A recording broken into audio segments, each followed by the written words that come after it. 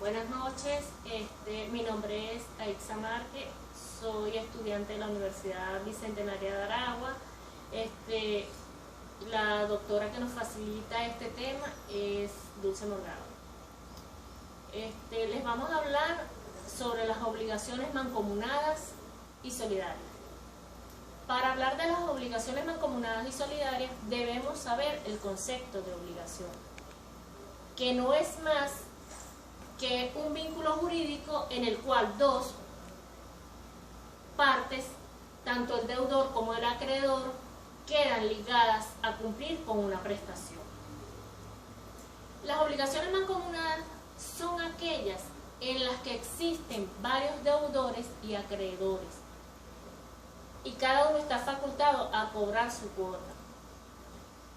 Seguidamente hablamos de los efectos de las obligaciones mancomunadas, los cuales son donde cada acreedor solo puede exigir su cuota de crédito, donde la interrupción de la prescripción que afecta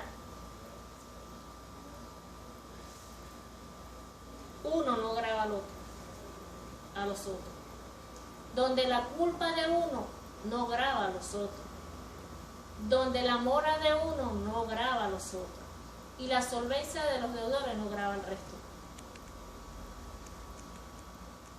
La obligación solidaria es el tipo de obligación donde existen varios sujetos, tanto el pasivo,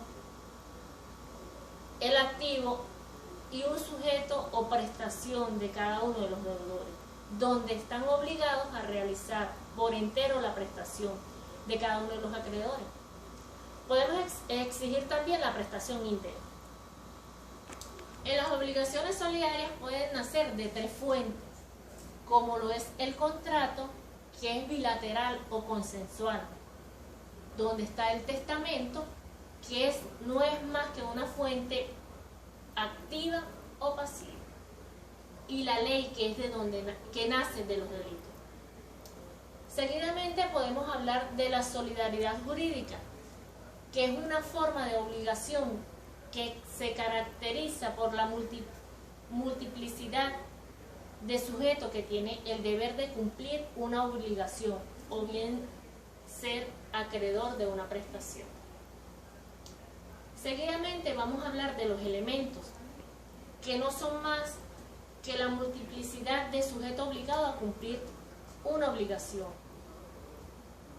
Puede ser tanto deudor como acreedor, por mandato de ley o por acuerdo, donde está obligatoria e imperativa a término de condición. Los tipos de solidaridad son la solidaridad activa, está la solidaridad pasiva y la solidaridad no uniforme. Seguidamente vamos a hablar de las fuentes de solidaridad, las cuales surgen de un acto puramente criminal, donde no libera la responsabilidad de los demás deudores, donde el deudor que paga contaba con un recurso llamado atio pro socio, que es en contra de los demás deudores, donde también existen obligaciones como sujetos. De ahí vienen las obligaciones divisibles mancomunadas, que no son más que la pluralidad de acreedores y la pluralidad de deudores. También están las obligaciones divisibles e indivisibles. También hablamos de las clases de mancomunidad o solidaridad, que no es más que la activa, la pasiva y la mixta. A diferencia entre las obligaciones indivisibles y obligaciones solidarias, tenemos que la indivisibilidad se transmite a los herederos, donde la extinción de las cosas debida a la culpa de un deudor, donde la obligación pasa a considerarse divisible y solidaridad persistente. Seguidamente vamos a hablar de las fuentes, donde es el origen de la solidaridad, donde reside en un contrato, la ley o un testamento. La exigibilidad es el acreedor que exige la cuota de crédito que le corresponde a cada deudor, su obligación por entero.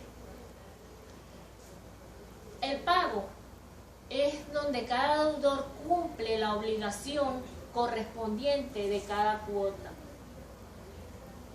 tanto en la deuda como el acreedor por entero, o la deuda por entero. En la colaboración, los deudores pueden llegar a entenderse y cobrar una obligación conjuntamente. Lo mismo ocurre con los acreedores a exigir. En las obligaciones a término decimos que es un acontecimiento futuro y cierto, el cual depende del cumplimiento a la extinción de una obligación. Buenas noches.